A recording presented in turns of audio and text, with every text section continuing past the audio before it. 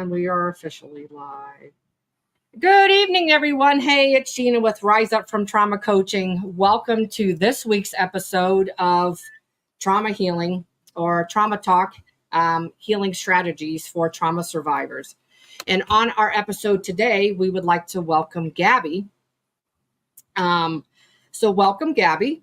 Hi.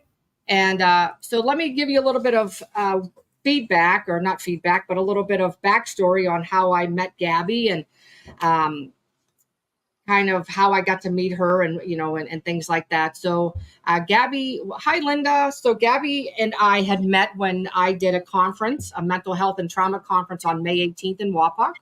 And Gabby came and she was one of our speakers, and God just kind of brought us together because we have a lot of things, a lot of similarities, a lot of like-mindedness in the things that we want to do in the trauma survivor community. And so Gabby's story is very, very powerful. It's very heavy, but it's very powerful. She has overcome so many things. And so the things that she overcame and where she's going has been amazing, just to kind of watch her and to see where she's headed and the things that she's doing for trauma survivors. So as you listen today, if you have any questions, feel free to leave them in the chat. And Gabby or myself will answer those, whichever one they're directed to. And so again, I would like to welcome you, Gabby, onto our Trauma Talk. I am so honored to have you with us this evening. Oh, I am honored to be here. Thank you so much for inviting me. You're welcome. So first things first. So tell us a little bit in PG form about your trauma. And why I tell you, okay, I just got to giggle for a minute before you start. I didn't start doing this PG thing until I said in an interview, and I should have told the gentleman to tell me the PG version, and he kind of gave me like the rated R version with every single detail. And so, as you know, a lot of our guests are trauma survivors themselves, and so the reason I asked to do PG form is to help keep people a little regulated during our sessions. And so if you could just kind of give us that PG form, that way there we can keep everything, hopefully keep our audience. Everyone regulated, yes. Yeah, we don't want any dysregulation tonight. So, well, I guess I will start with my upbringing. We'll start there. So I was born in Indianapolis. I was actually born in the bathroom on a street called Orange Street. I don't know if you knew that, but your eyes lifted a little bit. I don't know if you knew that, but yeah, I was born in the bathroom. So I guess God had a plan from the beginning to have such a unique birth. Absolutely. Yeah. And my mom has always been a single mom, very poor. She didn't finish high school. She never went to college. And she has a lot of cognitive delays. So she's rather functional, but because of her environmental influences and perhaps some of the things that she has experienced herself through, domestic violent relationships and things like that, I think she has some traumatic brain injuries. So she was not really capable of really caring for me to the capacity that a parent should. So we were very poor. We moved a lot, and she never drove a car. So we would have to walk or take the bus. And I remember eating at soup kitchens as a child. And for those who are watching, the soup kitchen is normally a ministry of some type, and they offer hot meals to the public. A lot of the homeless community enjoy a meal at many soup kitchens that provide that. So I remember going into the soup kitchens and signing in, and we didn't really have home cooked meals. We were just too poor. And so that was really the only experience that I had with a hot meal outside of school. So as I grew older, I was in the middle of a very impoverished area in Indianapolis.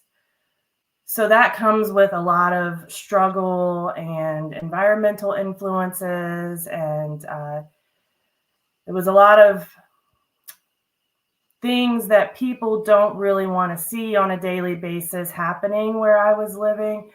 You know, people were always fighting with each other. There were always people dealing drugs. And in that environment, you know, if you don't fight, you're considered a punk, for lack of better terms. If you don't intertwine with certain people, if you're not wearing, you know, the newest Jordans or what have you, then you're bullied often. And that's kind of how I grew up. And we moved a lot.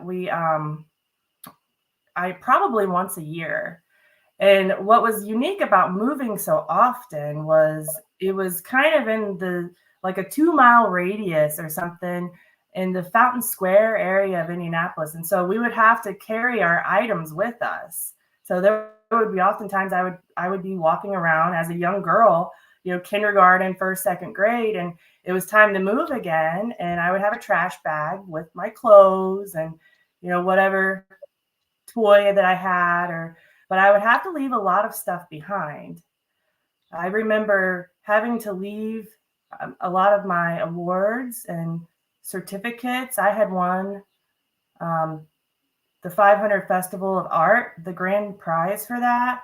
I had a plaque and a medallion. I had no idea that I was an artist. My art teacher had submitted one of my paintings into the contest, but I remember having to leave my awards behind and such. And when we just didn't have, you know, the room to bring everything because my bag was full of priorities, which was clothes and, you know, whatever little food items we had. And so I ended up meeting a friend. Her name was Devin, and she was my best friend. She was my only friend. And the reason why is because she also, you know, barely had any furniture. She had a single mom, and she didn't judge my house because it had cockroaches, or she didn't judge me because I didn't have a bed and I was sleeping on, you know, pallets is what I would call them, what we would call them, just piles of blankets and such. And so we became really good friends. And before I knew it, I was 11 years old and I was hanging out with older people. My brother was 8 years older than me, and he was making some pretty bad choices with his life, but I thought he was my protector, you know, so I followed his lead. And Devin and I started drinking at that age. And there was a night that she had gotten too intoxicated, and she was 13, mind you. I was 11, almost 12. And it was right before 6th grade, because I remember I never went back to 6th grade after this incident. But she was walking to the store. She had gotten too intoxicated during a party, and she was walking to the store, and she had gotten hit by a car. And my life completely changed after that. I didn't go back to school. I didn't care about anything. We ended up having a party for her, and the landlord came and showed up, and my mom was at work or doing something. I'm not sure. She was never really present. So, and he found us underage drinking and this celebration of life, and he ended up evicting my mom and I. And she had no money and nowhere to go. So she got in contact with an uncle who was one of the very few family members who still stayed in contact with her. She has a large family, but they, for whatever reason, kind of disowned her and her children. I think it was, I'm not really sure. I can't speculate why, but I think the financial issues were part of the problem because she didn't have the same type of socioeconomic class that they did, perhaps. I'm not sure, but so we had to move in with my uncle, and for the next year I had experienced some extreme complex trauma, neglect, sexual abuse, domestic violence, and I was 12. So I was actually introduced to crack by my uncle, and for about 6 to 8 months, I was addicted to crack, and that was his way of making sure that I didn't tell on him, making sure that he kept me addicted so I would continue to run back to that addiction, and he was the only person where I could get that. I ended up, pretty much suffering from Stockholm syndrome. Today, it's more known as trauma bonding, as you know. But so, and for the audience who don't know the history of Stockholm, it's based on a situation that happened, I believe, in the city Stockholm, or maybe the bank was called Stockholm. I can't remember, but there was a robbery that took place, and all of the hostages ended up kind of falling in love with the robber in a sense. And some of them didn't testify. They refused to go to court. And so that's when psychologists at that time decided to develop this syndrome. Like, what is going on? These people were abused. And so it was kind of the same thing. I wouldn't do the dishes on time. And there was a time that he had, I don't want to go into too much detail, but I ended up with a burn on my leg from a cigarette. And that's a very small piece of it. So he abused my dog. And so for a year I lived with him and had to experience all of that. And by the time I was 13, I thought that was normal. I didn't know any different, and I was addicted to crack. I didn't want to leave the situation. He was my supplier. And so, but naturally, as we know, as we understand trauma, our behavior shows the things that we are experiencing, and we start to act out behaviorally. And so I began to get in trouble at school.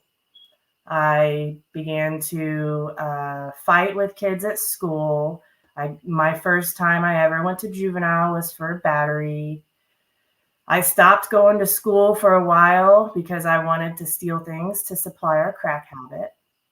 And because if I didn't steal things to supply our crack habit, he was not very nice to me. So in his mind, his corrupt mind, he would tell me, hey, you're young, you look innocent. If you get caught, they're not going to give you as many consequences as they'll give me. Mm-hmm.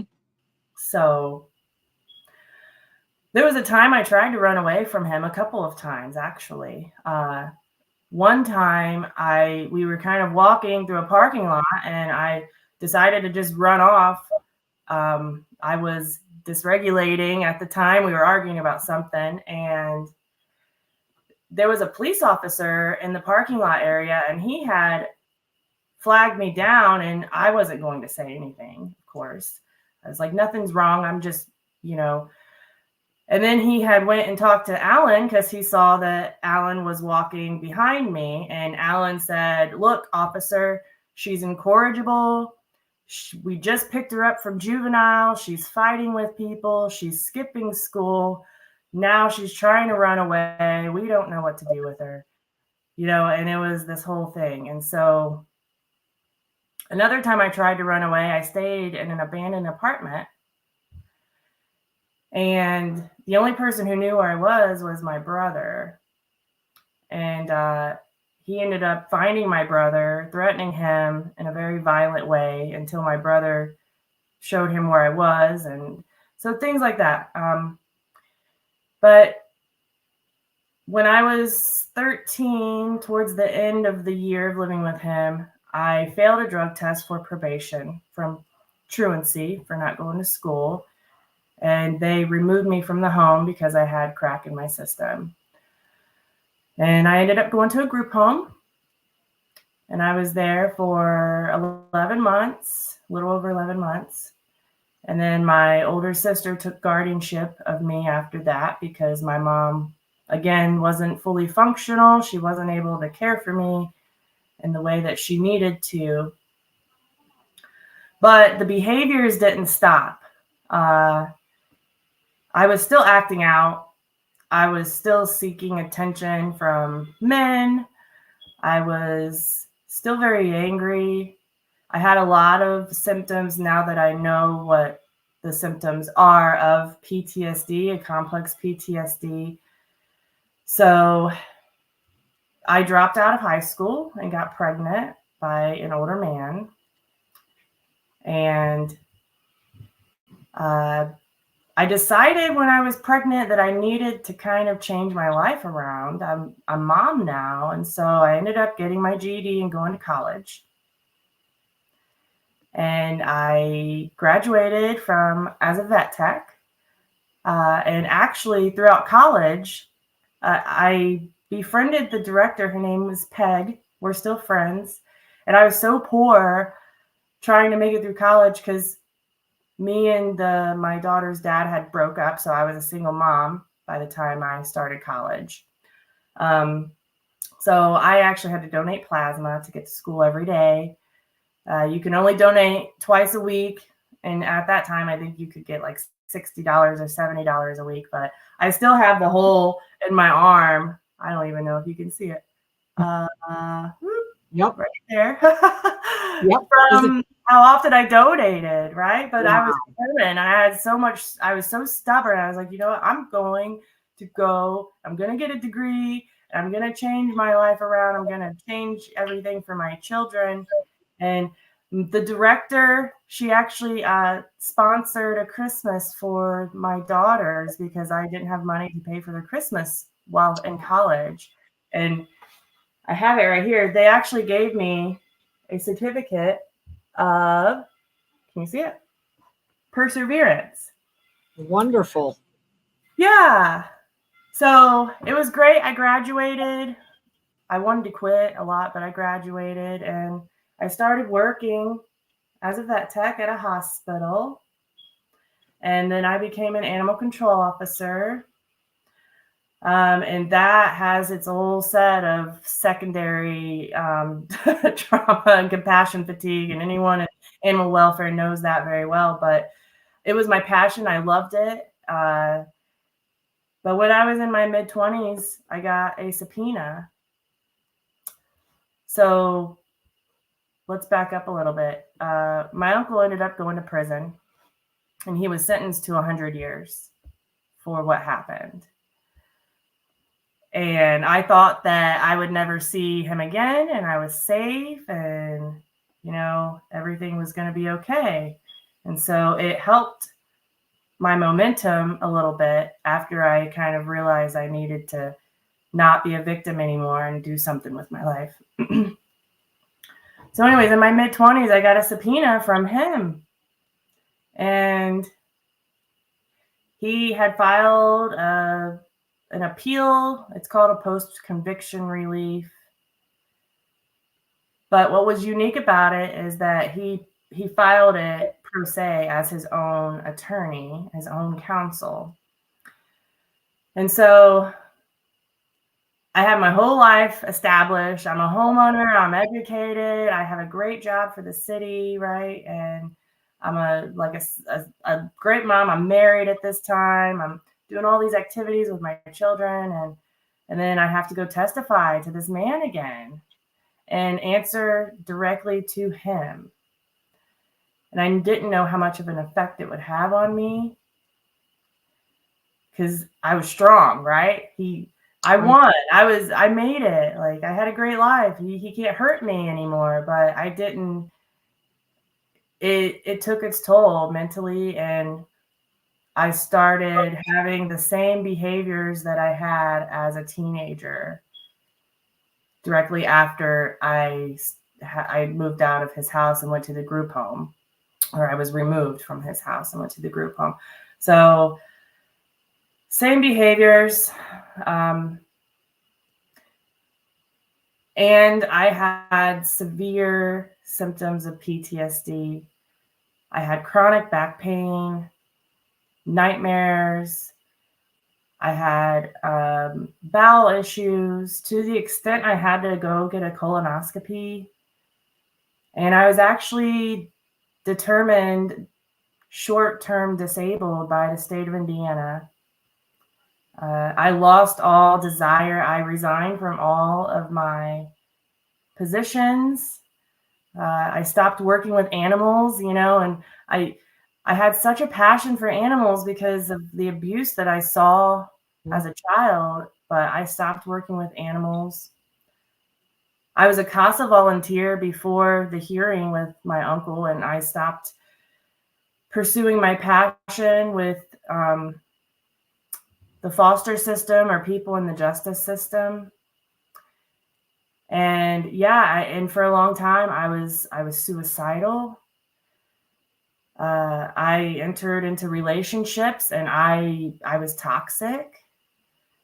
The relationships were toxic. And my children saw a lot of bad fights between arguments in some of my relationships, and I pretty much lost my mind. I ended up selling my house. I sold everything. I decided that I was just going to commit suicide, and that was it. But I ended up actually going back to therapy. I actually got in trouble with the law during some of these relationships. I have a domestic battery charge. And I ended up going back to therapy and trying to fix some of the problems that I was having. And during the process of healing, I found dancing. And that really kind of saved my life, to be honest with you, in martial arts. And I didn't realize the benefits of dancing when I started utilizing that as a coping mechanism until I started studying it. And it paralleled between dancing and, working on myself, going to therapy and all these things. And so here I am today with all a history of any type of trauma you could think of, unfortunately. And I'm doing the things that I love again. I'm working with animals. I have my own business providing pet care services. I actually started painting again, and this is there we go. That's beautiful. A painting of dancers. Yeah. So I've done performances, ballroom dancing, and I started martial arts because back to my uncle, who I thought was going to be in prison for 100 years, he ended up getting his sentence reduced to his current 65 years. And so he will be out of prison within the next 10 years or so. And so I made a point that, he wasn't going to hurt me or my family. And so I started practicing martial arts, which is also very therapeutic, and it has a lot of mental health benefits. So share a little bit about martial, because some people think that martial arts is really just discipline. And I don't think they understand how it helps with mental health and kind of the after effects of trauma. So can you tell us a little bit more in depth? about martial arts and how it helped you and how it can help other people. Yeah, so martial arts, really any type of physical activity, is a proven strategy to help those who are struggling with trauma, addiction. Normally, those go hand in hand. When I was going through my mental health spiral, I was certainly drinking heavily too. But the reason why it helps is because it releases endorphins, and it there's just so many reasons. It helps with cognitive functioning. There are particular arts that have a meditative purpose. One of them is called Tai Chi or Taiki, depending on which one you're studying. And it also provides a sense of discipline and structure. It allows you to be intertwined in the community, connected. And for those people who are struggling with trauma or addiction or mental health in general, oftentimes we're isolated. We don't want to be in big groups of people. We don't want to socialize. We'd rather be at home and in our own bubble most of the time. I'm sure some people feel differently, but that is a known sign of PTSD, a symptom of PTSD. So it allows you to have that community connection. And what I found interesting about dancing is, so I've been reading this book, The Body Keeps the Score. Oh, and one of it's my an favorites. incredible. Yeah, I haven't read it before. It's incredible. And what I read in this book is so interesting and intriguing. There are MRI studies that have been done with people who have PTSD. And during the study, they introduced images that mirrored some of their traumatic events and perhaps sounds that mirrored those traumatic events to try to get an insight of what the brain was doing while they're experiencing that trauma. And what they found was the right side of the brain was activated during that experience, during that trauma. And that is pretty well known in the medical community as well as the psychological community, that the right side of the brain is activated during trauma and it changes the brain. And so guess what the right side of the brain is responsible for? Emotions. It's the visual part of our brain. It's also the artistic part of our brain. So there is a correlation between healing from trauma and using artistic modalities. I found it very interesting. I was blown away by that. And you know, with dancing in particular, there was actually a study from the UCLA. I wrote it down here on my notes. They studied 1,000 dancers across the world, and they all had similarities. You know, a substance use disorder, depression, anxiety. A lot of them had a history of trauma. I think it was 81% had stress-related health conditions like chronic pain and other stress-related health conditions. And out of 1,000 dancers that surveyed this study, 98% said they had an increase in their mood swing, or a decrease in their mood swings, but an increase in their mood. And I think we're missing a lot of that. I don't think the world understands that. And so that's why I started pondering, what are we missing? Where are the gaps and how can we fill them? Right. And so we have all of these. We have recovery programs, which are fantastic. We have sober living homes, which are fantastic. We have, classes like MRT and Matrix and other classes that help people kind of have a better understanding of their behavior modification. We have therapeutic programs. But what happens when we graduate? What happens when you're done with your program? What happens when you're done with your court-ordered classes and you're graduated from the sober house? You're thrown back into society, and hopefully you've made connections with some healthy individuals in the community, but we still have a high rate of relapse, a high rate of recidivism.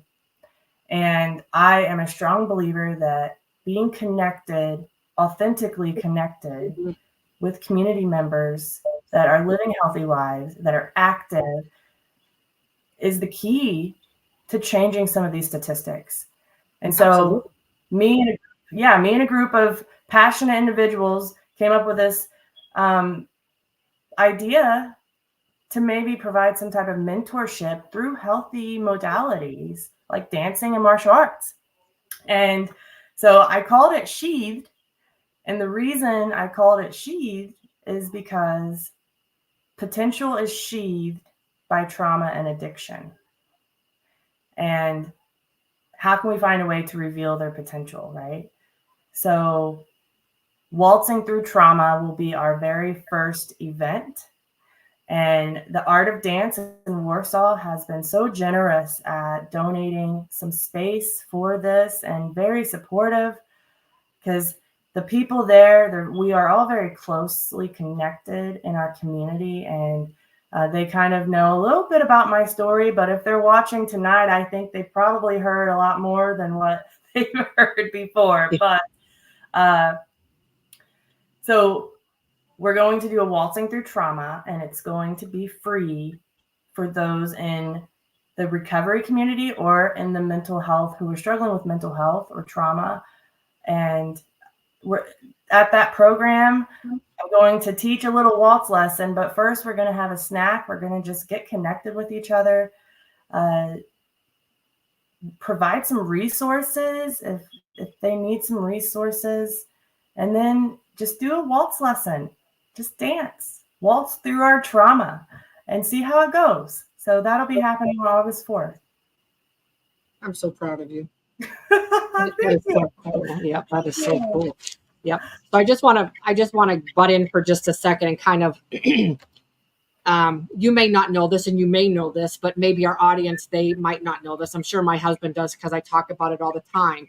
And people may be wondering why martial arts, why dancing, why progressive muscle relaxation, trauma-informed movements, other forms of dancing, walking, any type of movement actually works. And here's why. As trauma survivors, when we have endured things like Gabby and I have endured a lot in our life, the prefrontal cortex is not fully developed until we're about 25, 26, just depending. And so when you go through trauma and you hit about 36-ish, 37, complex trauma, that's when complex trauma roars its ugly head. So when you go through childhood trauma, your prefrontal cortex in your brain, the prefrontal cortex, the amygdala, the hippocampus, the limbic system, all of those are already either underdeveloped or they're damaged from the things that we've endured in childhood. So when we get 25 or 26, our prefrontal cortex does not develop. So then it goes into the anterior cingulate cortex. And I know I'm getting technical, but it's just all a part of the brain. And so when that happens, there's a lot of there's a lot of, you have no motivation. There's things that you don't want to do and things like that. So with complex trauma, the reason that all of these healing modalities, and one of the reasons that I love doing the trauma talk and sharing all these different healing modalities, is because the trauma sits in the physiological, which is our body. It's not just up here in the psychological, it's in your body. So, and how you know that is if you walk into a restaurant and you feel uncomfortable and your body you become excessive nervousness, or your heart starts palpitating, your hands get sweaty, but your mind's not telling you anything. That's exactly what the book means. The body keeps the score. Yeah. So why these healing modalities work is because it's a 3-part.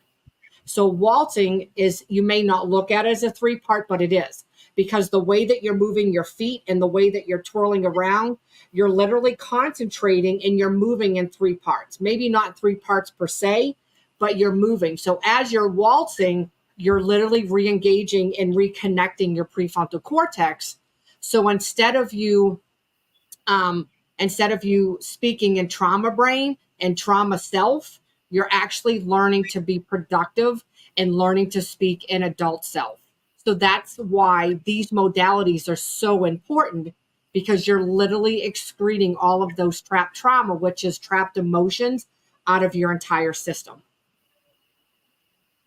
That's incredible. Yeah. And I remember reading a lot about the cognitive improvements with planning and our thought processes and all of the things that come with like dancing and other modalities. So you spell it out perfectly. I couldn't have said it any better myself, but it's amazing. Yep. And it also decreases ruminating thoughts. Yes. And distressing thoughts.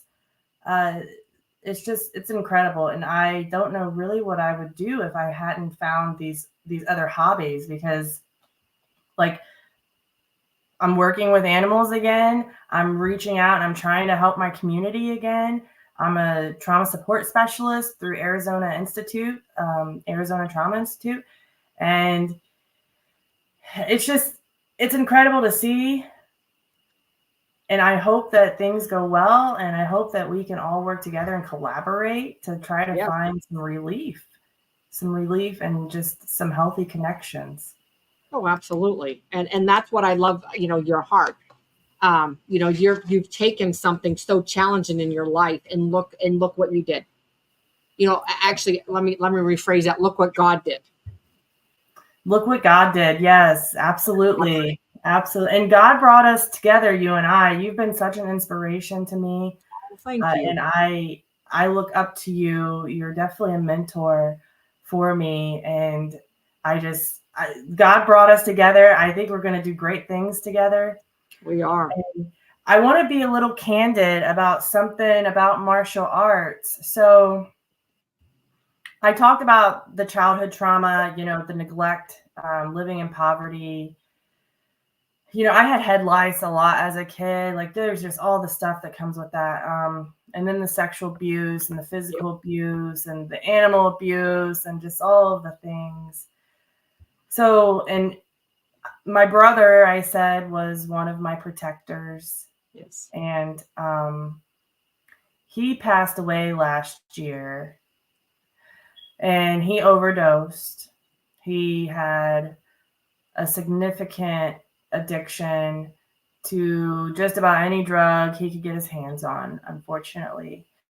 And so that's why this mission is so important to me. And I'm so passionate about this, particularly, yes, dancing, but martial arts as well, because where I grew up, and I'm sure a lot of different community members, well, we always would watch the UFC and we would always like pretend to box each other and, just little things like that. And so I actually thought about taking my brother to martial arts and maybe that would help him.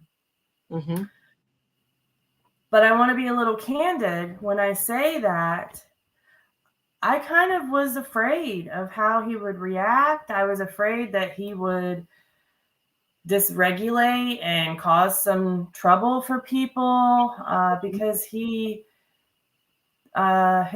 demeanor was a little abrasive, a lot of abrasive at times, and I didn't want anyone to be afraid of him. I didn't want people to judge him. Right. So we kind of grew apart as I became an adult because of the choices he was making and because of his addiction. I didn't know much about addictions in that capacity. And so I also didn't want him showing up to the dojo intoxicated or high, And I keep telling myself, because I stigmatized my own brother, and because I, what if I would have tried a little harder to connect with him in a mentoring fashion? What if I would have taken him to the dojo? Would that have given him something, an outlet? Would it have given him some integration into a community that he's never experienced before?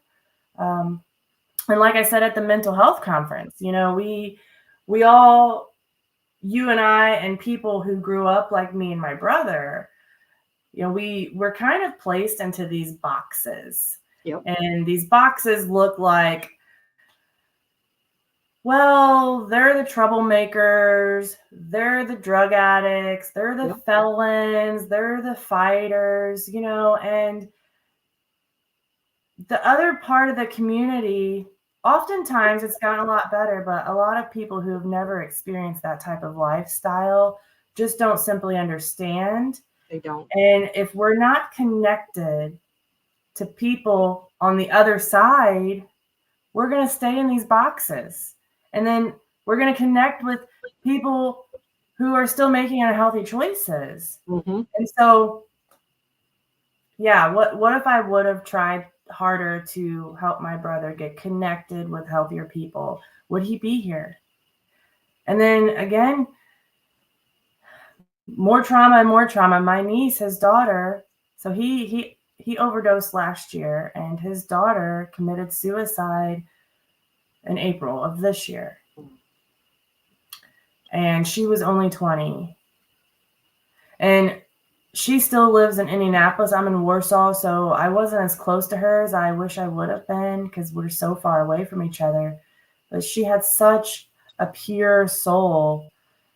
And I just wish that we can find a way to kind of to help these communities that are struggling and these individuals that are struggling, because I know that I have struggled, and I know that my brother and my family and you and a lot of people, we can do better, and through collaboration we can certainly make a difference.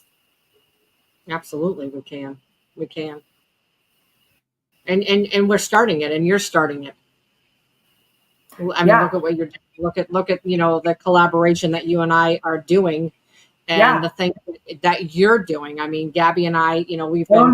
You too. Well, I know, but we've been, working together and kind of coming up with some ideas and take. But I do want to take a step back because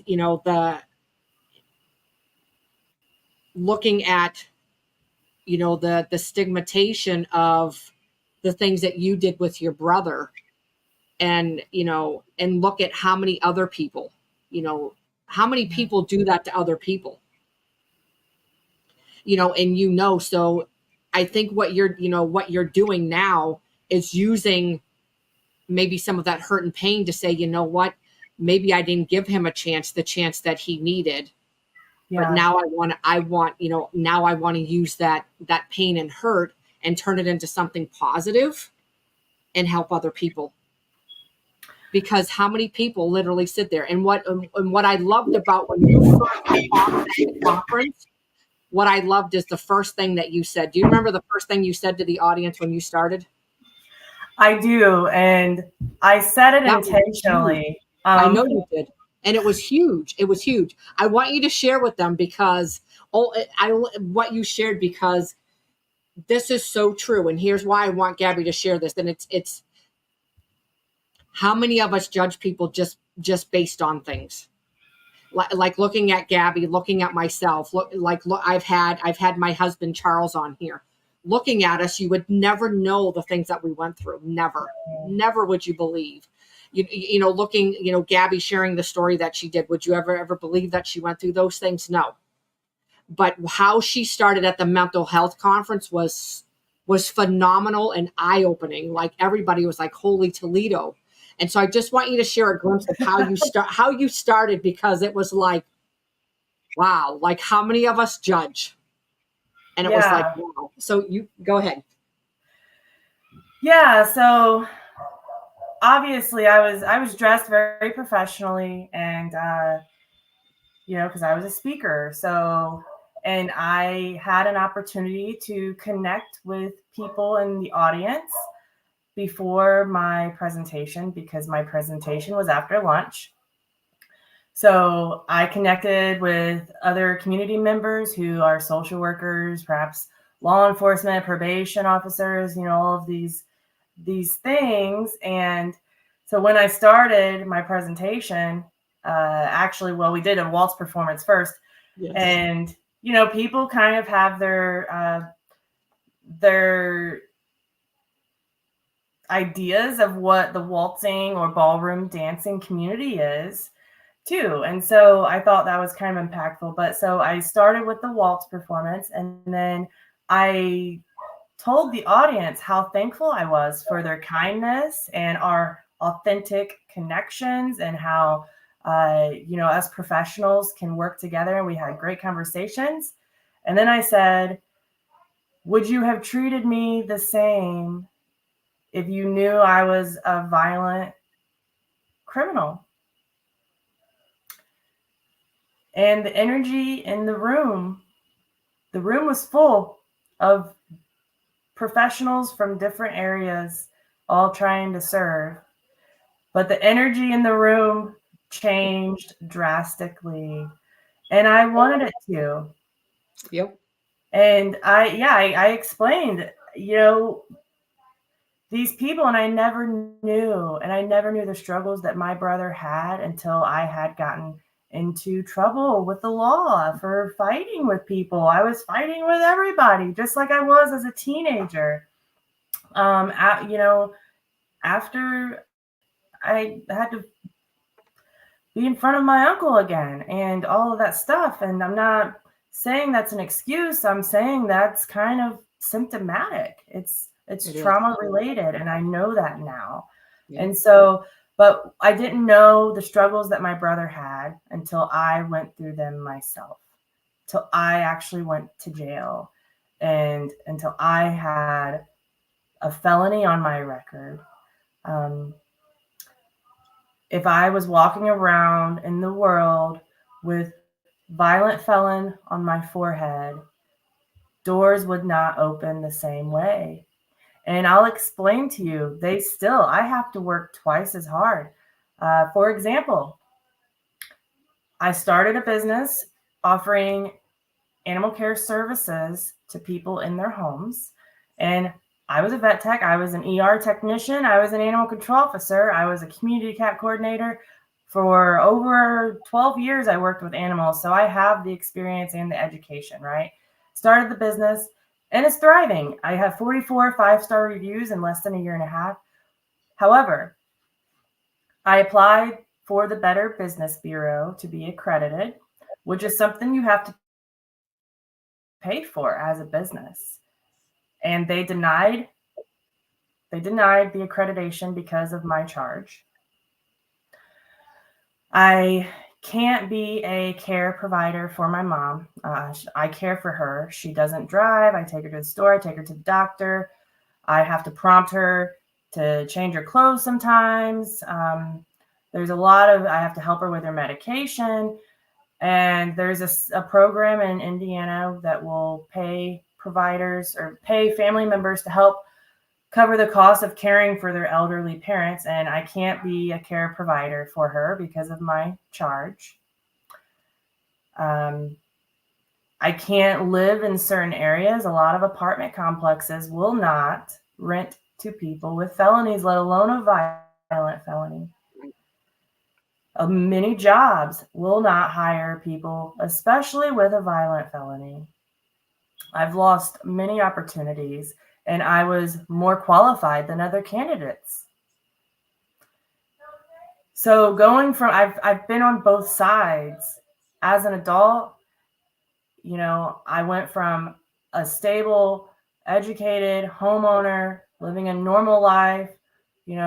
As a kid, we didn't have Christmas trees because we were so poor. Like, we had great Christmas trees and family dinners, and we had science fair. I was a CASA volunteer, just a normal, healthy life.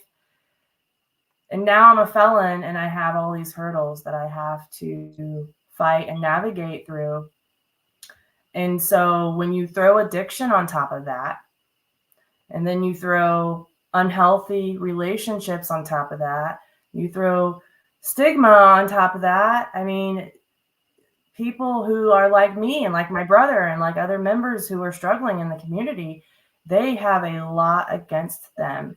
And it takes a very strong, passionate group of community members to wrap our arms around these people, like God has wrapped his arms around you and I, Right. to help make a difference. We have Right. to do something. We do. We do. Yep. Because a lot of people don't realize. I always said I wanted to be a court advocate for children that have gone through things like you and I, because you and I have a lot of similarities. You know, Yeah. I think I shared it, but I have a domestic on mine too. So, you know, a lot of people don't realize the after effects of trauma and how severe they can be. And, you know, and going from look at everything that you had, I mean, a marriage, a wonderful marriage, a house, you know, the dream that a lot of people dream of. And Yeah. in one moment, in one instant, that was all stripped from you. And people don't realize the after effects of trauma and how psychologically it messes with you. Yeah. You become angry at the world. You can't regulate your emotions. It is very difficult for people who have trauma to regulate their emotions. So they could be fine and then something triggers them. And for me, it was relationships. Yep. Certain types of relationships were very triggering for me because me Yes. and my ex-husband had a healthy, stable relationship, and I've dated since, and I've had healthy relationships, but certain ones are very triggering for me, and especially the ones that kind of mirror traumatic events from my past. So, Yep. but yeah, we can't regulate our emotions, and until we can be alone with ourselves and do some help and some self-help and some work on ourselves and find solutions for healing, we really should not be in relationships. We should really heal ourselves first. That's why a lot of people in recovery, they recommend to be single for X amount of time, because we have to find a way to regulate our brain. And one of the references during some of my trauma classes were they referred to it as the Hulk brain. So everyone knows who the Hulk is, and he just is on fire all the time, and he's constantly stuck in this fight or flight mode, but he's in the fight mode all the time. Yep. And that's how I was. I was in the fight mode all the time.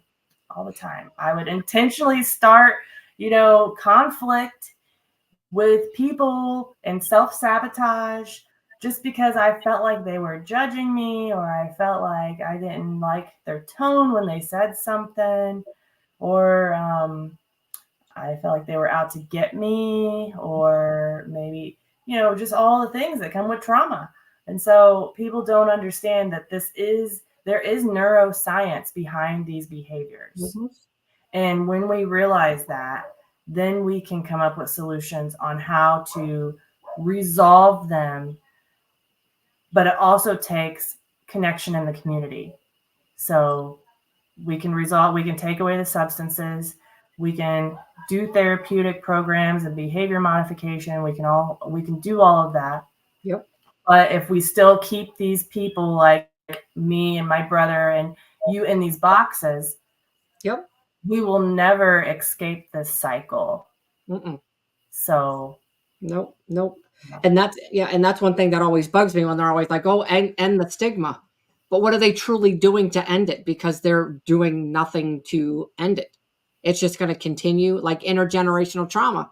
It's going to continue and continue and continue because they don't want people to understand and know that there's other healing modalities that go hand in hand with coaching, with, traditional talk therapy. They don't want them to know that. And so that was another reason that God brought me on to do these trauma talks, was so people realize that, hey, you know what? There's other things you could be doing to heal your trauma and to help Yeah. stop and literally end the stigma. And exactly what you just said, getting out there, and you just can't have somebody go through sober living or doing this or this or this and then put them in society. Chances are they're going to fail because they have nobody else there. And then it's going to be that they're going to be triggered. Then they're not going to know why they're dysregulated. Why is their body feeling this way? And they don't like that feeling. So then they relapse. Now the cycle continues. That's where you and I. Yeah. And that's why it's important to create trauma-informed communities. And Absolutely. I know that there's a lot of community members who are pushing for this, which is great. And, we're not denying that talk therapy and behavior modification and, cognitive behavior therapy, all of these things are very important also. And sober living is very important. The recovery community has a lot of resources. They're all very important, but we're here to help when they've graduated or while they're still involved, to bring them some type of mentorship to help them become integrated in communities when normally they're put in these boxes, and to establish some authentic connections through other healing modalities like coaching, martial arts, dancing, music. These modalities have been proven to work already. There are peer-reviewed scholarly articles published through Harvard, through the UCLA. They're proven to work. So now we identify who has these skills, who wants to volunteer, who wants to be a mentor. How do we offer this? Because a lot of people who are struggling can't afford these activities. They just can't. Nope. They cannot afford it. It is very expensive to be in any type of ballroom, private lesson, group lesson. Some of the group lessons are reasonable, but if you actually get deeply involved, martial arts, learning to play an instrument, all of those things are very expensive. So how can we get this to members who need it, who are at risk, who are struggling, and how can we do it for free or reduce cost and get other members in the community involved in this initiative? Oh yeah, absolutely. And if you remember at the conference, what I loved is healing strings. I did too. Yeah. Now that you brought up music, and free, because that's what they do in my area. So in my area, they actually have it. So it's another healing modality. So heartstrings, they actually teach you to play guitar. Absolutely. And so I love it. Yeah. Mm-hmm. And so there's incredible. I'd love to be able to network, collaborate on all of these different programs, because people don't understand how beneficial they are to us and to them. And, we can sit here and talk all day and say, oh, it really helps. But to get them involved, in the next step and say, now, do this, start small and do this. And, in trauma survivors, it's hard for them a lot of times to step out with bigger crowds. So I love that a lot of these classes are smaller. So we have people who are willing to. I have a gentleman who does a lot of gardening and he loves planting. He's going to be volunteering as a mentor. I have someone who teaches guitar. He's going to be volunteering as a mentor. I'm going to be doing the Waltzing Through Trauma. My daughter, who's 16, she's a wrestler. She's going to be doing Wrestling Through Trauma. So we're actively looking for people who are willing to donate their time, their skill for this community and this population, and so we can have better integration in these side door healing modalities. I love that. Can you see the question that Sly Fox asked?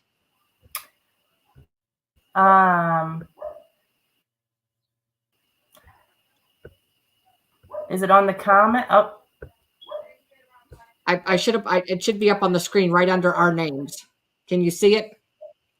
Oh, I'm just now seeing everything. Oh, okay. That's all right. Explain how dancing helps release trauma and how it helps with trauma pain. Well, I think that, Gina, you might have more knowledge on how it releases trapped trauma than I do. What I do know is it decreases ruminating thoughts and distressing thoughts, which I struggle with a lot. It also helps with cognitive functioning, like planning, organizing, that type of thing.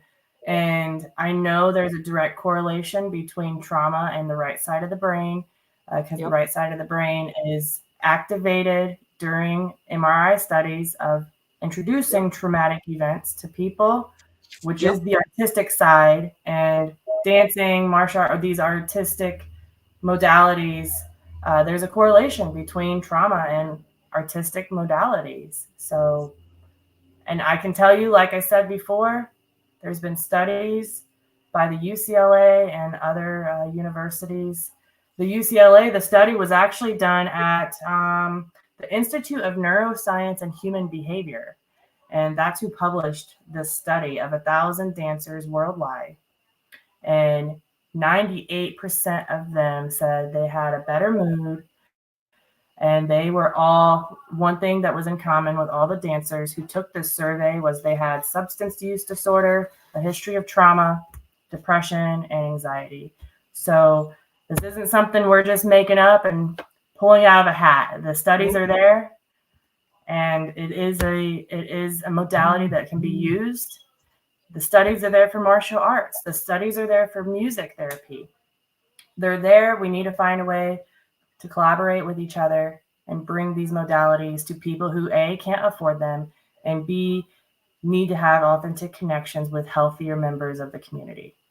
Absolutely. Absolutely. One thing that I actually learned, and I may get it wrong because I don't remember. But Amy was telling me, Amy Paget, she was the first speaker at the conference, but she taught me this technique, and I don't remember which side. So, I mean, I can always do it later on and message her. But she said, you can tell if you're activated, if you're in fight or flight, or if you're in parasympathetic. So if you're in sympathetic or parasympathetic, by putting your finger like this under your nose and breathing out. And so if you breathe out on your right side, I believe you're in sympathetic, which your nervous system is kind of amped up. And if you're breathing out of your left side of your nose, then parasympathetic. So you're in the rest and digest. So you're in the regulated state. I was like, oh, that's pretty interesting. So it's just a way to kind of help. I guess one of those kind of regulation skills, I guess, coping skills. Yeah, like breath work and things. Yeah, there's certainly a neuroscience behind breath work and meditation, and it's above my pay grade, but I can tell you that it works, and I can tell you there's a lot of studies on these modalities. So how can we fix this? Yes. So let me answer this. Let me answer this question that was asked. Explain how, because you did good, Gabby. I'm just going to fill in a little bit. Explain how dancing helps release trapped trauma and how it helps with trauma pain. So a lot of times with trauma pain, when our prefrontal cortex isn't fully developed, some people may experience chronic pain because it's their body's triggering effect. So most of the time people get excessive nervousness, like anxiety. That is a trigger. There are people that have excessive pain with their triggering. So you become triggered and you have severe back pain, or you have stomach pain, or your ribs hurt, wherever. So you have chronic pain that they cannot find a diagnosis for. So you've gone through all kinds of testing, you've done all kinds of things that you've tried, and the doctors can't explain where this chronic pain is coming from. Is it saying that you're nuts and it's just in your head? Yes and no. Yes, it's all in your head, but you're not nuts. It really is your mind kind of playing tricks on you in a way. But what happens is when you're triggered, your brain looks at your trigger and it sends these pain receptor signals to your body. So now what you have to do is when that happens, which the triggering happens, it causes the pain. It's learning to kind of adapt and rewire the neuroplasticity, which is the neurons that have been damaged. So it's learning to look at the pain and saying, okay, where's the pain? What am I feeling? What am I experiencing? So when you do dancing, what ends up happening is the release trauma is literally excreted because of the movements. So it's usually a 3-part movement. So when you're moving your arms, when you're moving your legs, when you're twirling around, when it's just any type of movement, you can do dance party. I like to say that to my clients, do dance party, because when you shake your booty, when you shake your arms, when you shake your legs, not only are you sore, but you're literally excreting all of that trapped emotions that come with that stay stagnant within your body. The more movement you do, the less pain you're going to have. That is proven in the neuroscience. And there's so many different articles and things out there that actually prove exactly what we're saying today, is that movement will decrease a lot of the pain. If you just sit around and you do nothing, you're going to be in pain for the rest of your life. When you get up and you move and you're doing the right types of movement and the right types of things, that's where the healing, a lot more of the healing takes place. So that's how a lot of dancing, any type of dancing, whether it's waltzing, whether, like I said, you're doing dance party, it's a matter. And when I say 3-step, it's because usually when you move your arms and your hands, usually do them opposites, however you're doing it. And so what's happening is your prefrontal cortex, you're doing something different. So that's why we say it's a 3-step, and it's like a trauma-informed movement. When your brain is used to doing the same thing every single day, all day, every day, there's no room to grow. Yeah. So when we do the 3-part movement, and we are doing things with our opposite hands, or we're doing these 3-part movement, it starts challenging the brain. And then when the waltzing technique or the dancing technique gets easy, then you add something else to it. You continue to add, because it's starting to continue to work up here. It's kind of like the critical thinking stages. As you work more in your brain will start opening up more. And then the hippocampus is where all your memories are stored, which activates your amygdala. So as you get your prefrontal cortex and your ACC healthy, it'll start shifting your hippocampus, which will start shifting your amygdala and your limbic system all together. They all work hand in hand. So as all of that starts getting the new neurons and the new wiring and the new neuroplasticity, which is adapting to change, that's when the trauma starts releasing from your body as well. There's so many different things. I'm so glad you brought that up, because a lot of people don't understand the correlation between memory function or memory loss and trauma. They don't. And there is a direct correlation. It's a symptom of PTSD or trauma related. And yes. With dancing, there's an incredible study that was done. Oh, I can't remember by who, but actually the Albert Einstein College of Medicine published a study on dementia patients. Oh, and wow. They did a study where they had different activities. If I recall correctly, there were 11 different activities. And one of them was dancing. And the only activity, for whatever reason, in these dementia patients that improved their dementia and memory functioning was dancing. And so if I had a reference, I would say it, but everyone is welcome to look it up. And Albert Einstein School of Medicine, there's a study out there, College of Medicine, that it improves memory function in dementia patients. And so shouldn't that work similarly to trauma patients? Mm-hmm. If our memory is suffering. So it's interesting. There's so many cool research that has been, there's just all the research out there. It's incredible. It works me up. I love reading about it. I love it. So There's just so much, and you are right. When we are fueling the brain with positivity, it outweighs the negativity. And then when you do it, it's like teaching your brain, you're literally waking your brain up for new things. And so another thing that I teach my clients is mindfulness. And the mindfulness is this: when you go unlock your door, if you're right-handed, do it with your left hand. yeah. When you're stirring the pot, when you're cooking something, don't do it with your dominant hand, do it with the other hand. Because it's this, you see the correlation. So what you're doing is now your brain's going, oh, wait a minute, I'm not used to you using your left hand. Now I really have to focus on what you're doing so you don't get burnt. So then you're trying to open everything up. So when you learn to do that, you're literally doing the critical thinking. And so with dancing, with waltzing, it's the same thing.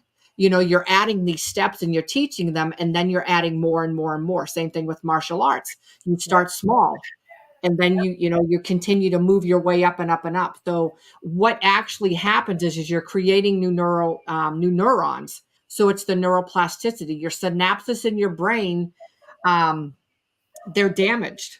And so a lot of them aren't connected correctly. And let me show you this picture that I did, because this will make sense. So I'm learning, it's called neurographica. And so I did this, and it kind of looks wonky, but this actually gives you what neurons kind of look like. And so I'm going to start doing this. I'm going to do the class, not that I'm teaching the class, but I'm going to take the class because I love the benefits of it. So this is what I did. And so they tell you to look at this and say that all of these are like neurons in the synapses. And what you're doing is you're bringing them back together. So when you bring all of this back together, it's kind of like you're repairing your brain, saying, okay, I know that there's blockage there. And so what this helps to do, similar to what we're doing here, and what it does is it takes away all that blockage and say, you have other means, you have other ways of thinking, other ways of critical thinking, other ways to get your mind to work by literally doing more and challenging your brain more. If there's no challenge, your brain's never going to grow. Your brain's just going to stay stagnant. And so really getting out there, exercising, really getting out there and doing the things that you're offering, even fishing is a huge thing, kayaking, fishing, all of these different modalities are amazing for trauma survivors. Yeah, you're rewiring your brain and developing new neural pathways. And there's a woman here in Warsaw who I met recently, and she's incredible. And she helps bring some of the people in the community who maybe are in recovery or struggling. And she goes kayaking with them and boating and all of these things, and providing these experiences that they may not ever have a chance to do because of finances and whatever. And fishing, like you said, these things are rewiring our brain for trauma survivors. And it is so important. There are studies out there. We need to find a way to collaborate and provide some of these modalities to the community for free or reduced, or have businesses even offer classes for the recovery community at a free or reduced cost to help encourage them to get connected in their community.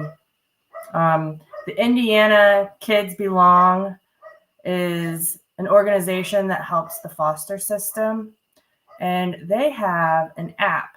And on their app, you can, if you have a business and you want to offer a discount to foster children or their families, you can actually put your business information on the app. And large corporations like, Walmart, Mattress Firm, there are so many businesses on the app that foster families can download the app and have access to all the businesses that offer discounts or help in some way. And why aren't we doing that? You know, foster children are obviously, you know, they're an at-risk population. Right. They're struggling. They have a lot of trauma, and why, you know, people in recovery, I'm sure there's a correlation between the foster system and people in recovery, people struggling with trauma. It all goes hand in hand. So if we can do something like that for one particular at-risk population, why can't we start doing something similar for the other at-risk populations, so we can prevent suicides like my niece, we can prevent overdoses like my brother, Right. and we can prevent mental breakdowns, or at least help to prevent them. Yeah, So I agree. I'm excited to see where God leads us and see what we can come up with in our community. And this is you know, more than one community. We're here. You're in Ohio. I'm in Indiana. We have people who are willing to volunteer in Indianapolis. So Yep. we're excited to see where this goes. Oh, I am too. And I'm just so glad that I was writing something down that I want to share here in a second, but I'm just so glad that that I met you. God brought us together because um you know, you may not realize this, but you, as much as I inspire you, you inspire me. Like your wealth of knowledge. And I absolutely love it because you come at it in a different way, and you're very knowledgeable in different things than me. So I love when we come together like we are tonight, and you're sharing, and you're very passionate about what you share. Um and I love that. I really do. I love that because you inspire me. You know, every time I hear your story, you know, I look at it and say, you know what, look at this girl. Look at her. Like she has been through the ringer and back, and she has rose up. And look at this. And like I look at it, and I'm like, man, if she can do it, like you're a huge advocate. If she can do it, this is where we need to step up and say, you know what? We are trauma survivors. We did this. You did this. And look where you are on the other side. And be that We mentor are and the be voice. Yeah, that. we are the Absolutely. voice. And, Yeah. you know, I've had struggles throughout my life, but I'll tell you what, um, there's a different type of struggle when you do not have family support and you Right. do not have people helping you, whether it's financially or whether it's a supportive spouse or whether it's, you know, when you like in the foster system, the family support, I didn't have family support. My sister was my guardian, but she was very young and trying to raise her family. And, you know, so it wasn't the same as someone who had parental guidance and support. And, you know, if we have people who have those things and are fortunate to have that type of support, then we should be really coming together and trying to bring as much support as possible to the at-risk communities. Right. Absolutely. Thank you, Linda. That means a lot to me. Linda said you give hope to other trauma survivors. Yeah, well, you know, you have to be you have to have a passion. You have to have a purpose. You have to find what gives you a purpose, and you have to be able to set goals for yourself. And there's a whole world out there. There's a beautiful world out there, and there's so much potential in this world. And just like sheathed, potential is sheathed through trauma and addiction. But there are so many talented, incredibly intelligent individuals in the system, in the prison system, in the juvenile system, in the foster system, who simply don't have the ability to expose or reveal their potential because of their trauma, because of their addiction, because they have nobody holding their hand or wrapping their arms around them Right. and encouraging them. And sometimes it just takes a little bit of encouragement, like, hey, you're better than this. You can be better than this. You can make it through hard times, but you also need to find those healing strategies to help rewire your brain. Oh, absolutely, you do. You do. And people, you know, and that's, I think, again, that's, there's so much. There's so much. I know we could talk about this for days. There's just so much, and that's really, and that's what people. So bottom line is that's what waltzing does. Is it literally gives you that 3-step or the 3 parts that we're talking about when it comes to the trauma informed movement. And so as you're moving and you're learning the steps, it gives you it creates new neuroplasticity, which is it's repairing the neurons and giving you new ones, repairing them in the synapses. So like my picture, they're literally joining together.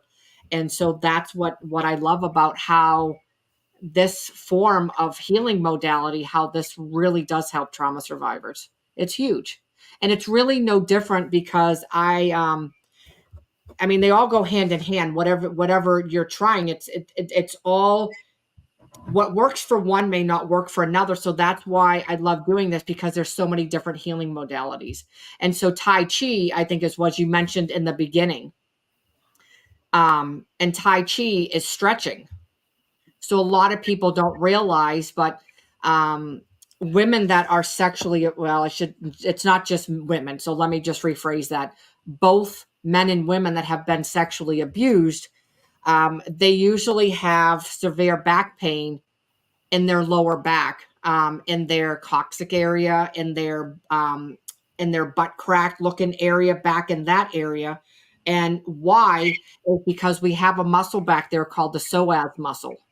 And so the psoas muscle connects to about midway into your spine, and then it kind of goes down your back, and it comes down. So it comes down your back into your butt, and then flips around your thighs and connects to the inner part of your thighs by your private area.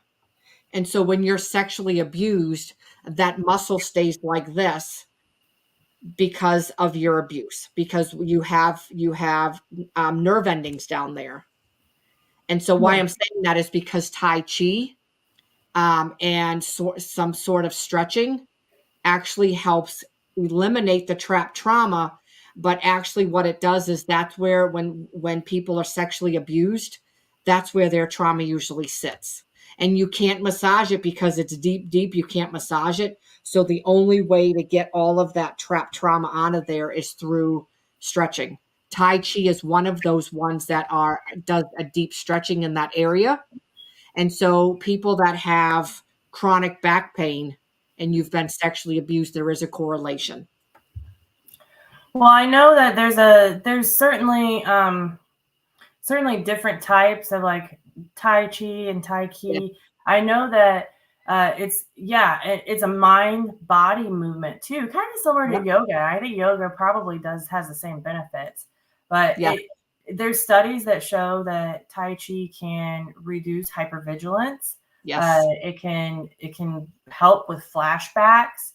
It can help with numbing behaviors. So all these things that are consistent with trauma survivors, and just like any other activity, dancing, Tai Chi, yoga, working out, it is rewiring the brain and forming new neural pathways. Yep. And it's helping with memory function. It's helping regulate our nervous system. So, and with Tai Chi in particular, they do a lot of breath, mind, body, and breathing. Yep. In our martial arts group, they call it ki energy. Okay. And ki is what they call it. Ki is just your internal energy that you have, and we all have internal energy. And if we can find a way to direct that energy into positive outlets, then we can really help with our healing strategies. But there's also a way to utilize that energy. My Soka, he's almost 85, I think, and still performing martial arts. And he wrote a book called Combat Key. And wow. he was actually featured in some movies. And he actually, Elvis was involved in the same martial arts group that I'm involved in. Wow. Yeah. And so Soka came up with Combat Key and wrote a book about it. And so if you, what's the word? If you use your key, your internal energy, in a specific way, it will help you from being injured during certain things during combat. So he can actually, and well, especially in his younger years, he, I think, was the first person to ever take a knife strike, which is this, to the Adam's apple on a movie without being injured. And the doctors told him, if you keep doing these things, you're not going to live very long. And he's 85, still practicing and teaching martial arts. Wow. So there's some, there's a lot of studies about it, but we all have internal energy. And so through Tai Chi, you are funneling that energy with your body movement and your mind and meditative practices and breathing. I haven't studied it enough to really speak about it too much, but I've heard other people who that is their art of choice in the martial arts world. There's so many different types of martial arts, but that's their art of choice. And the way they speak about energy in Tai Chi and breathing and stuff, I've studied the effects of Tai Chi and other martial arts for trauma, and there's neuroscience behind it. It's incredible. Wonderful. Yeah, there is. I mean, there is. I mean, like I said, we could talk all day and all night because there's so much to the trauma community. So many things that you and I both know, and yeah, there's just so much. It's like holy mackerel. So there is. But we're still going to continue to talk. But I'm going to give away a book, and so I'm actually going to. Okay, so I should be able to hopefully show somehow. Okay. I did this last time and I was like, how do I get this on the screen? So I have to give me just a second. So my husband and I did this last week and I'm like, I have no idea what I'm doing. I have no idea how to get it on the screen. Okay, here we go. All right, share screen. So share. Okay. Okay. So the book tonight that I'm giving away is my first edition, In the Mind, Cognitive Distortions. This is the first edition. And so it's hashtag Waltz.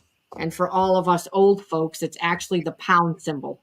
So I said that last time too. I'm like, oh, it's so funny. So, but one of the things I was writing down, and I didn't know this, but my mom came to visit she got here last week, and we were kind of talking, and something was interesting that she said, and she's like, hey, have you? And I don't know if you've seen it, but have you seen men that walk around with their index finger painted? Oh, I haven't seen, you know what? I saw something you posted. I did not read it yet. I intended to, but tell me more. Okay. So thank you, Scott.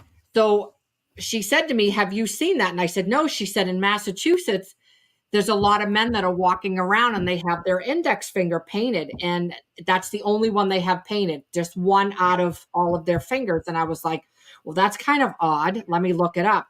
Well, it's actually pretty cool. What it is that men are painting one of their fingers because 1 in 5 children are sexually abused. So they're being advocates for children that are sexually abused. So I just thought that was huge, considering both of us are survivors. A lot of people don't realize that, just how amazing that truly is.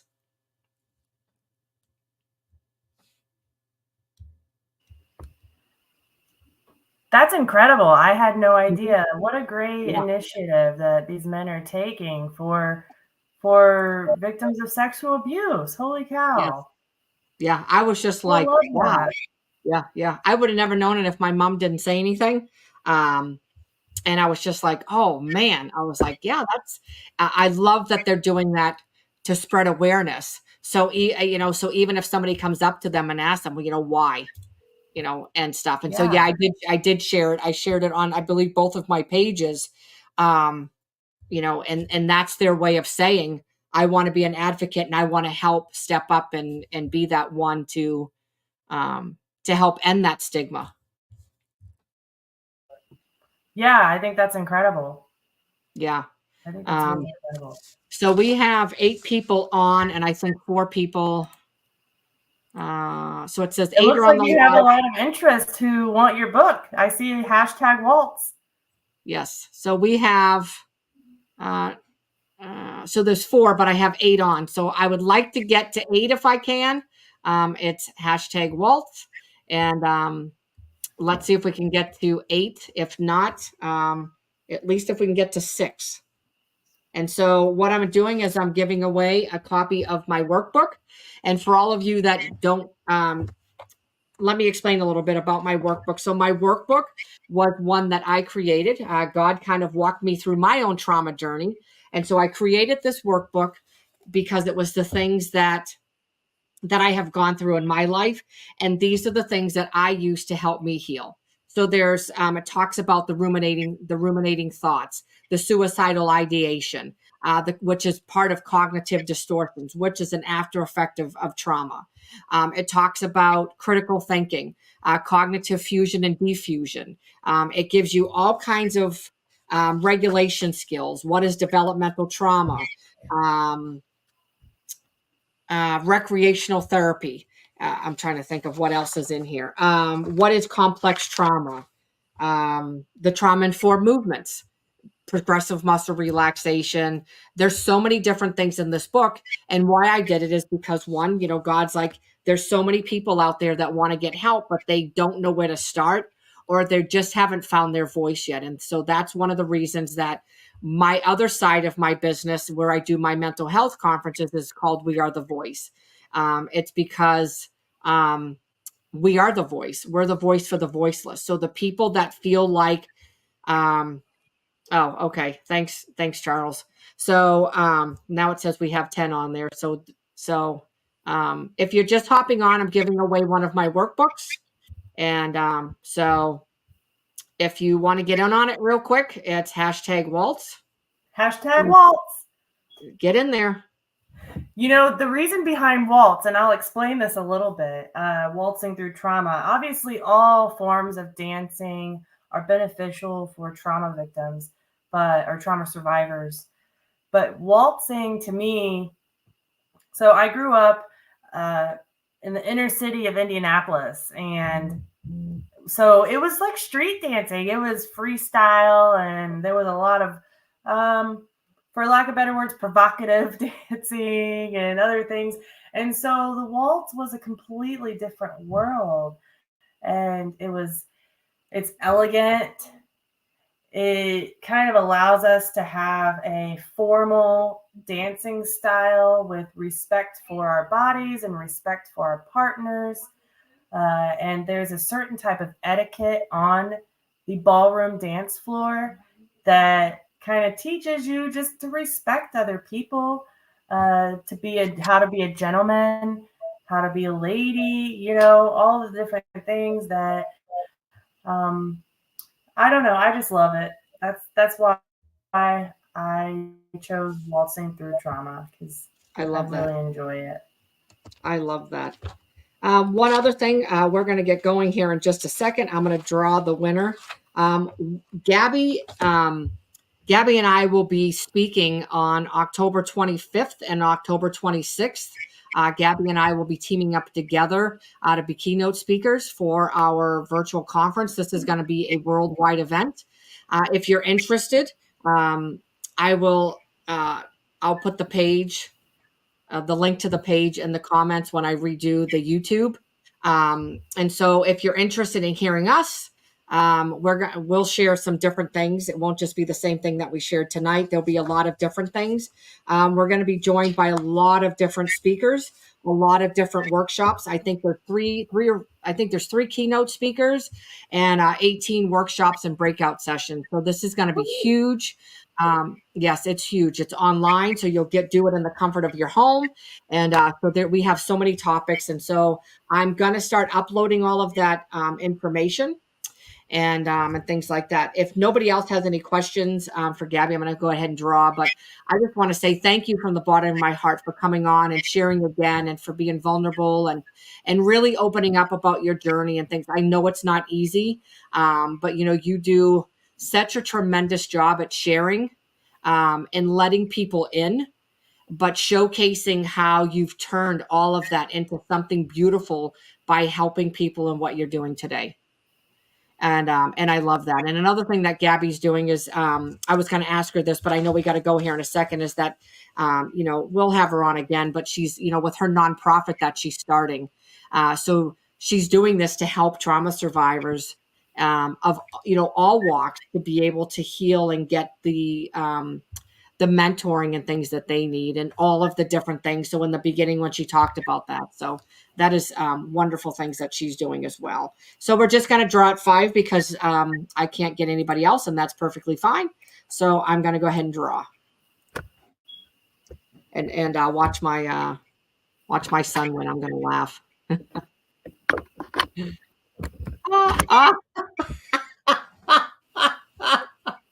And it was him. Is that your son? Yeah, that was so funny. I'll draw again because I'll draw one more. He's so funny. So Linda and Scott both said, thank you so much, Gabby. So Nick, you'll get a book too. Let me know if you want it signed and if you want an inspirational message put in it. He was looking to win last week, and then Heather won. It was so funny. So I'm going to draw one more time. See if I can see who wins.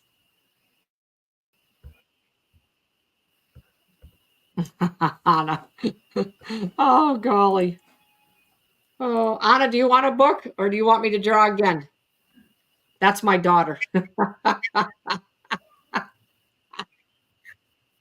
Oh, geez. Hey, thanks for supporting your mom. What a great daughter and son. And so for funny. Anyone else in the audience, her book is incredible. I have a copy at home, and there's some really incredible information. So, thank you. Yeah. Oh, Charles, I draw again. Okay.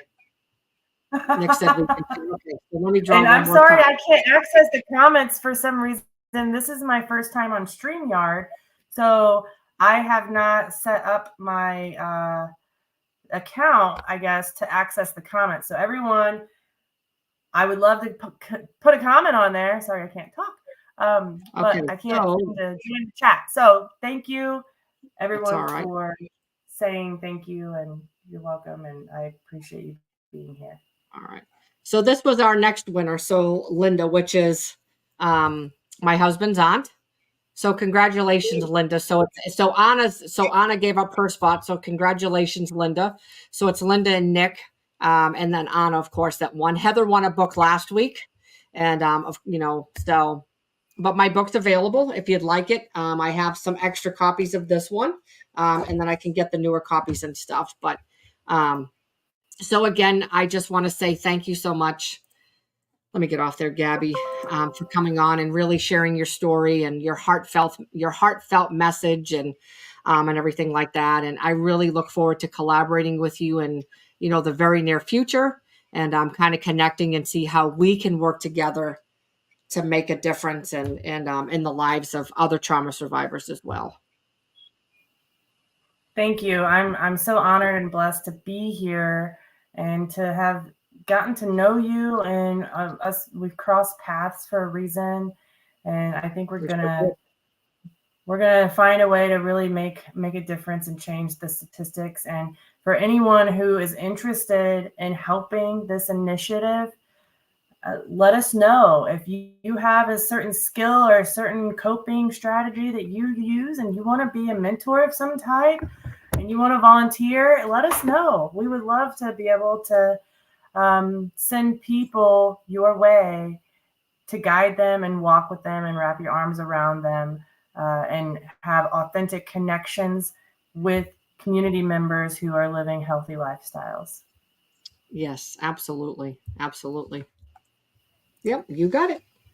And I'm sure as more people will watch the video and things like that, I will once Gabby gives me all of her information, more of it, I will upload it. So if you're watching the replay and you'll be able to reach out to her if you're one of them, one of the ones that maybe want to be on the board. If you have, a healing modality, if there's something that you teach, absolutely reach out to her. She's starting something phenomenal, and I am so honored to be a part of her journey to help other people. So, yep. So thank you again, Gabby. Thank you to all of our viewers tonight. Hit the like button, and if you want to share it, as soon as I end the stream, it'll be up there. You're more than welcome to share it on your page. We would appreciate that. It gets the message out to other people that were here this evening, and maybe there's a message in here that some people need to hear. And so next week we will have Asia. She's in New Mexico. We will have her on next week, and she is. She's a certified trauma coach, and she has a lot of wonderful things that she's doing that are, again, in the healing community of helping other people be aligned with their self. And so we will welcome her again next Monday, 8 p.m. and hope to see you there. So thank you again, Gabby. Have a wonderful day. I should say a wonderful evening. And I'm sure I will talk to you very soon. Thank you. You're welcome. Good night, everyone. Good night.